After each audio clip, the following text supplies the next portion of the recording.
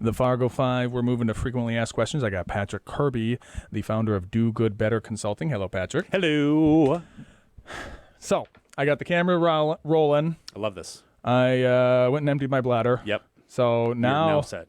Now I'm locked in. I'm zoned in. I'm ready to ask you some questions. So the first question, this comes from my wife. Mm-hmm. What kind of shoes do you wear? Oh boy, I got cons. I have a lot of colored Converses. So I know. You must have narrow feet. See, I do. I have wide Yeah, feet. I have wide do. feet. I can't wear Converse. They're Yep. cool. They are. They're very cool. Yeah. I have a lot of those. So I wear those with suits. I think that's kind of fun and interesting.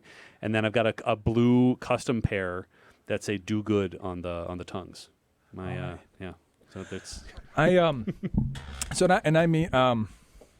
do I phrase this? I'm not interested in a lot of people, although I do the show. But most people I kind of find a little banal. But you are fascinating. I guy. appreciate that. Fascinating guy. Yeah. You got a lot of energy. Yes. And appreciate that. I feel like you and I are very similar in a lot of ways. I mean, I don't meet a lot of people who I think that about. Oh, well. I think we're not the difference between us is not in kind, but maybe just in scale. Yeah. I like that. How do you get to be the way that? Yeah. So have you always just had Yes. because you are. I mean, you got a lot of energy and you're just blowing through, which is usually what's levied at me. And I'm standing here watching it happen, and I'm just like, is this what everybody else's experience with me is like? Well, first of all, no, because you have all this positive. So like, if there was a difference between us, I think, and it's because I'm a poor boy from the streets. Yeah. And I got those, everything I do is, it's a negative energy. Bootstrap defensive mechanisms. Right? And you come in here and you're talking about nonprofits. Yeah. And I've never been able to wrap my head around it. We have such a density of them here. And so that's what I want to do here with the frequently asked questions. Yeah. I want to see if we can get our heads wrapped around it and really boil it down into something that I can grab onto. Tangible, grabby things. Yes. Because when you talk about doing good, or when you talk about, you got to believe in the mission. I don't buy that. Yeah. Is it just me because of my negativity and my unwillingness, my hand-to-mouth background? Nope. It's because there's got to be an ulterior motive. There is. No, I don't think there is. I think it is you have not found the thing that you have fallen in love with. That's it. You just haven't found the thing that just lights you up as far as here's all the things that I have learned from crawling up through whatever. And you're going to find a program, you're going to find a service, you're going to find an entity that you relate to, and that you're going to go, geez, that is exactly how I grew up. That's exactly what I'd like to give back.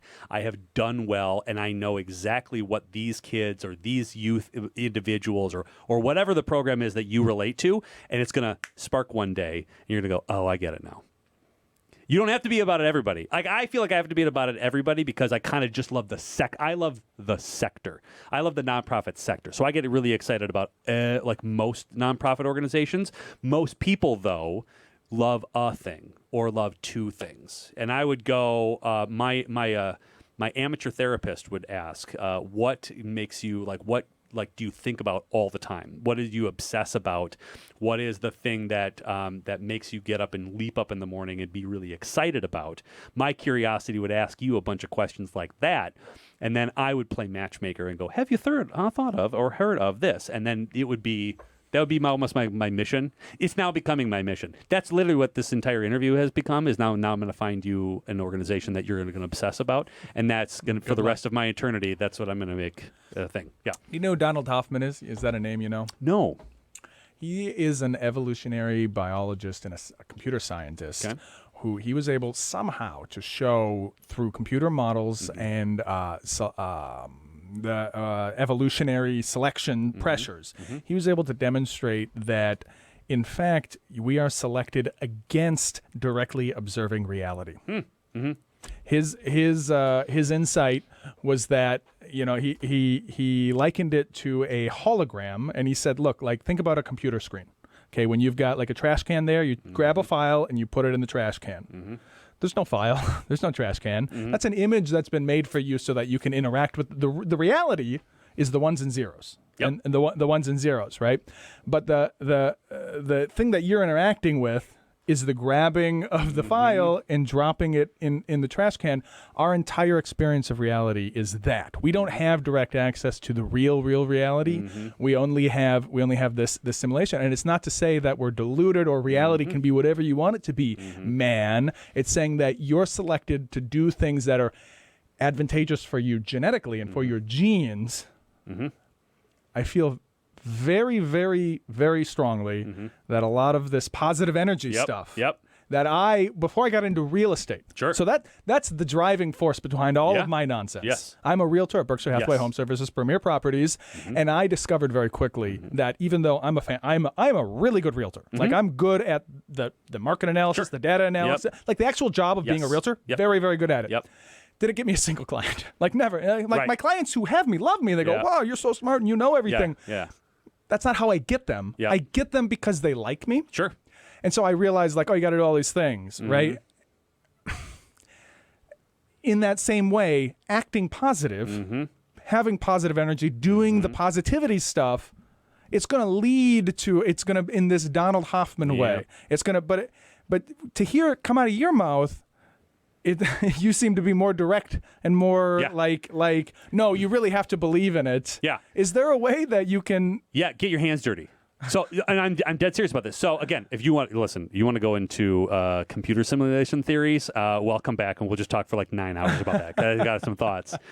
But when you serve others, so when you are sitting behind a soup kitchen line, or you're serving food to individuals who do not have anything, there's a sense of humanity that you get to then give somebody else. You get to give them a sense of acknowledgement that they exist as a human being, which in turn they almost light you up by going, God, you're the first person that's looked at me in the eye, right? Number one, you're the first person that has acknowledged humanity in me.